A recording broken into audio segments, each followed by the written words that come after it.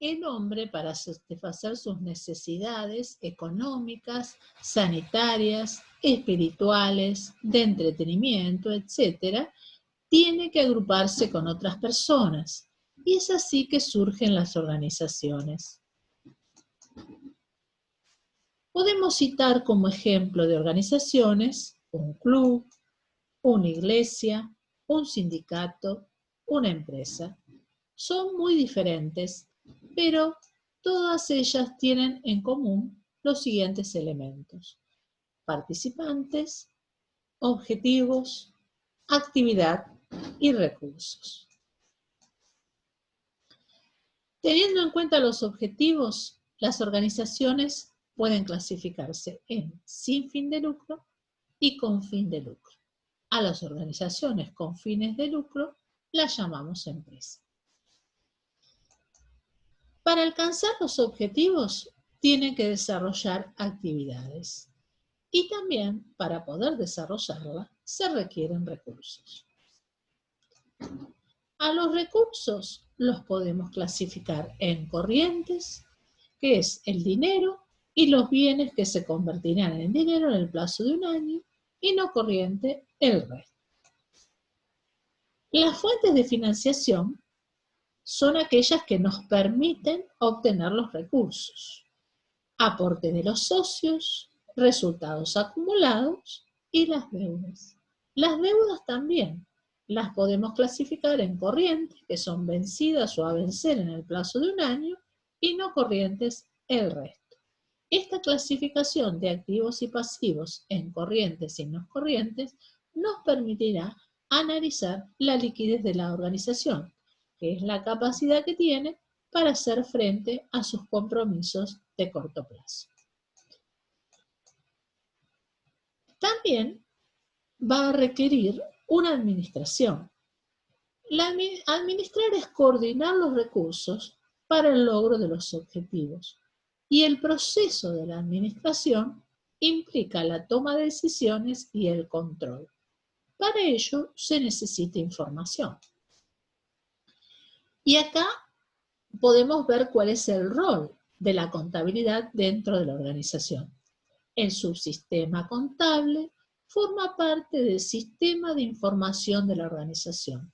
Su propósito es facilitar la toma de decisiones y el control, suministrando información sobre la composición y evolución del patrimonio, conjunto de bienes, derechos y obligaciones, la situación financiera, capacidad para pagar deudas y dividendos, y ciertos bienes de terceros y contingencias.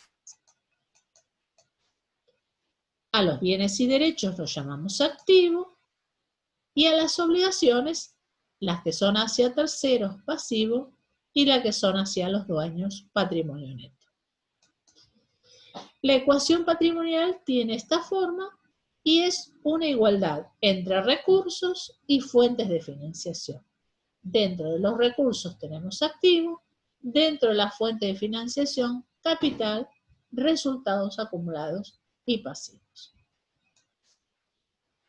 La salida del subsistema contable consiste en una serie de informes que pueden clasificarse de uso interno para la dirección de la organización y externos, que son los que trascienden a terceros: bancos, proveedores, socios, futuros inversores, AFIP.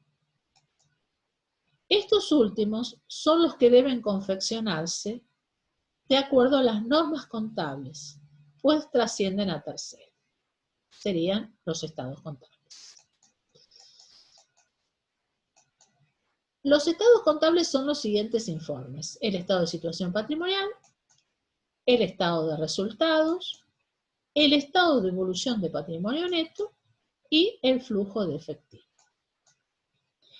Son sintéticos, por lo tanto, tienen información complementaria bajo la forma de notas, anexos, cuadros. La norma contable constituye el código o lenguaje en común entre el emisor y el usuario de los estados contables. Si el emisor se aparta de las mismas, debe informar esta situación y su efecto patrimonial en la información complementaria. También la podemos definir como las reglas a seguir para medir el patrimonio y su evolución y para establecer la forma de presentación de los estados contables. Las normas contables se pueden clasificar según los temas regulados, de evaluación y reconocimiento o de exposición, y según los organismos que le emiten, legales, normas de los organismos de control y profesionales, que son las que emiten la Federación Argentina de Consejos Profesionales en Ciencias Económicas.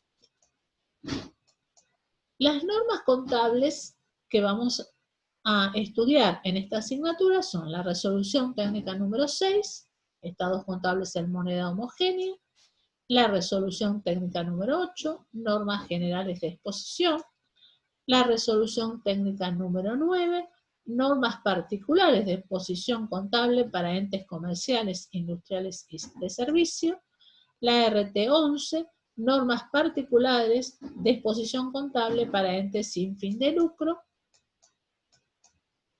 y la RT 16, marco conceptual de las normas contables profesionales, la RT 17, normas contables profesionales, desarrollo de cuestiones de aplicación general, la RT 18, normas contables profesionales, desarrollo de algunas cuestiones de aplicación particular, la RT 21, valor patrimonial proporcional, consolidación de estados contables e información a exponer sobre partes relacionadas. Con respecto a la resolución técnica número 16, en esta resolución tenemos el marco conceptual de las normas contables profesionales. Establece un concepto de conceptos que servirá para definir el contenido de las futuras resoluciones técnicas y para resolver situaciones no previstas en otras resoluciones técnicas. Y también para interpretar más adecuadamente las normas contables profesionales. Los principales capítulos de la resolución técnica número 16 son los objetivos de los estados contables, los requisitos de la información contenida en los estados contables, elementos de los estados contables, reconocimiento y medición de los elementos de los estados contables, modelo contable y desviaciones aceptables. Con respecto a los requisitos que deben reunir la información contable son los siguientes. Pertinencia es la necesaria, confiabilidad, por lo tanto creíble, sistematicidad, conforme a normas, comparabilidad y claridad. Existen restricciones para poder cumplir exactamente con estos requisitos. Por eso se dice que la información contable no es exacta, sino que es razonable. Las restricciones son oportunidad, o sea que la información esté en el momento que la necesitemos, relación costo-beneficio e impracticabilidad. ¿Hasta qué punto se puedan aceptar desviaciones? Siempre que no resulten significativas. Es significativo todo aquello que pueda hacer variar las decisiones de los usuarios de los estados contables. Con respecto a los requisitos de la información contable, para confiabilidad, la resolución técnica número 16 señala subrequisitos. Estos son aproximación a la realidad y verificabilidad. Entonces, para lograr aproximación a la realidad, es necesario que la información se base en la realidad económica. Esencialidad e integridad significa que debe ser completa.